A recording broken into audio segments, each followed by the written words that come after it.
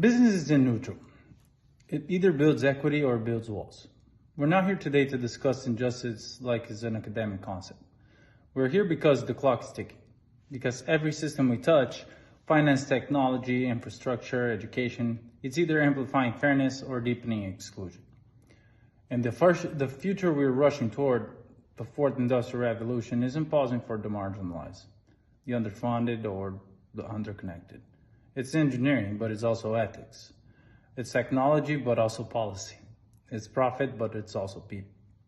And my friends, if we as future business leaders don't see that clearly, if we don't act on that reality, then we're not leaders really.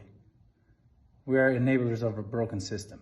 And broken systems don't collapse on their architects. They collapse on the vulnerable. The fourth industrial revolution is happening with us or without us.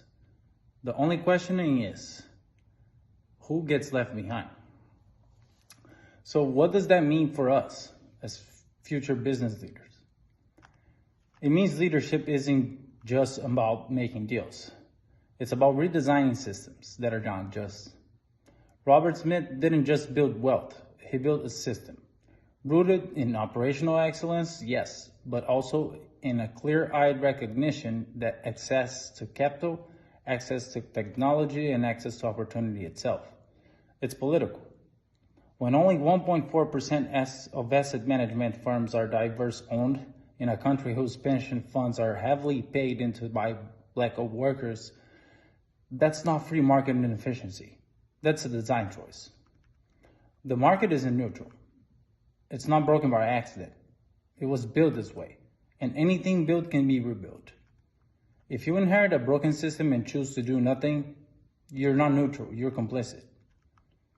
And speaking of systems, let's talk about one of the most invisible and devastating failures of our time, broadband deserts. When Robert Smith highlights that 80% of HBCUs are located in broadband deserts, that's not a technical gap. That's an ethical indictment to American priorities. Broadband today is like electricity in the 20th century. You can't participate in the economy, in education, in civic life without it. If your community doesn't have broadband, you're not just disconnected, you're disenfranchised. You're being pushed to the margins of the future. And let's be crystal clear. It's not enough for business leaders to say, that's not my department. Infrastructure is business, education is business, and equity is business. If we don't treat them that way, we're not building a future, we're gatekeeping. The truth is, lack of broadband access isn't new. It's just the latest version of a pattern we've seen before. Every industrial revolution has widened wealth gaps, unless the leadership intervened. During the Homestead Act, millions of acres of land were handed out, but not to black families. After World War II, the GI Bill sent a generation to college, but not equally. In the 1950s, redlining locked black families out of the suburban boom and into generational poverty. These weren't accidents, they were blueprints. And today, AI, machine learning, blockchain, all the technologies that we celebrate risk becoming the next chapter of exclusion. The next red line won't be a red line on the map. It will be an algorithm. It will be a hiring platform. It will be who gets flagged for loans, who gets hired, who gets healthcare, who gets investment. If we pretend algorithms are neutral, we are lying to ourselves. If we pretend technology will naturally be fair, we are asleep at the wheel. And unless you intervene, history will repeat itself, dressed up as innovation. And let's talk about this meritocracy myth while we're at it. Too many leaders in tech, finance, and business love to pretend that success is purely about hard work and brilliance. But if the starting line if the track has hurdles for some and paved road for others, can we really call that race fair? When broadband deserts exist, when funding pipelines are broken, when algorithms are biased, and when the best ideas can't even reach the table, what are we really rewarding? Not merit, not potential, just proximity to privilege. And if we're serious about leadership, if we're serious about justice, we have to stop worshiping a rigged game and start redesigning the field itself. History teaches us one more thing. Building the future isn't about who innovates the fastest. It's about who gets invited to participate at all. That's why Robert Smith's 2% solution matters. Not because it's charity, because it's strategy.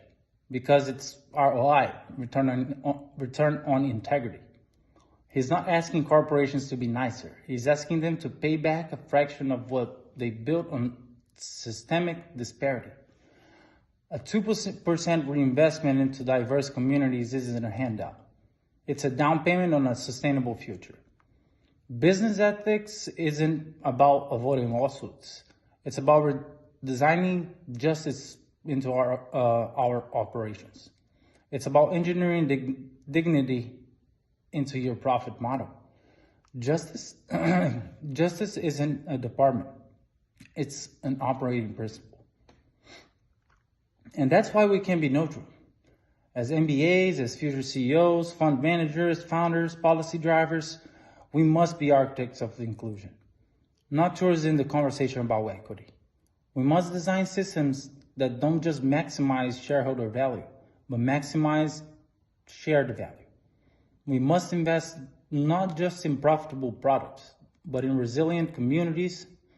We must use capitalism as a tool for equity, not just as a machine for extraction. Because leadership without justice is just management. And the world doesn't need more managers of broken systems. It needs rebuilders. It needs disruptors of the status quo. It needs people brave enough to stop asking for a